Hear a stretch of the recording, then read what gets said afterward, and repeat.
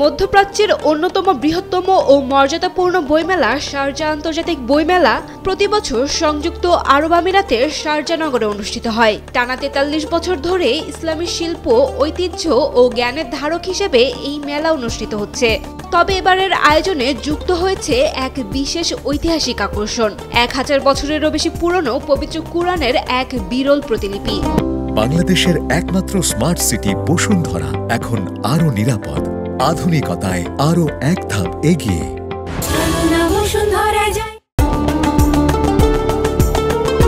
Tehran থেকে আগত সাফির আল দেহাল স্টলে প্রদর্শিত এই কুরআনের পাণ্ডুলিপিটি লিখেছেন বিখ্যাত আরবি ক্যালিগ্রাফার আবু আল হাসান আলী ইবনে হিলাল, যিনি বিশ্বজুড়েই ইবন আল বাওয়াব নামে পরিচিত।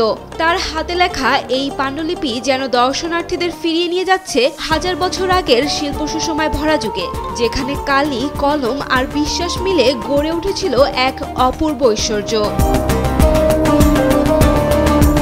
সাফির আল দেহালের প্রতিনিধি হামেদ দেশদাশতি বলেন, ইবন আল বাওয়াব ছিলেন এমন এক শিল্পী যিনি অক্ষরের ভেতরেই সৌন্দর্যের সংজ্ঞা খুঁজে পেয়েছিলেন। তার প্রতিটি রেখা, প্রতিটি বিন্দু নিখুঁত ভারসাম্যের প্রতীক।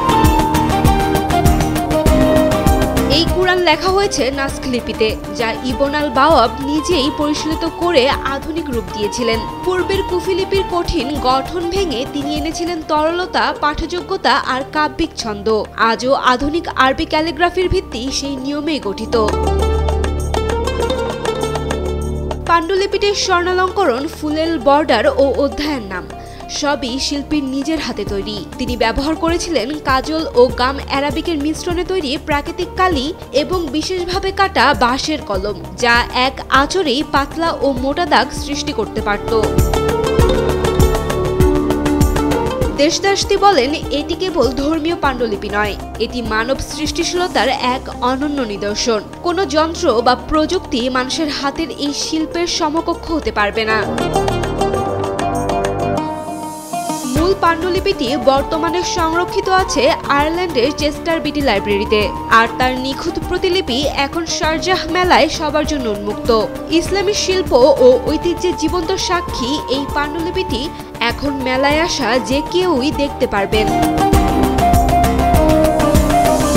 Saima Akter, Daily Sun.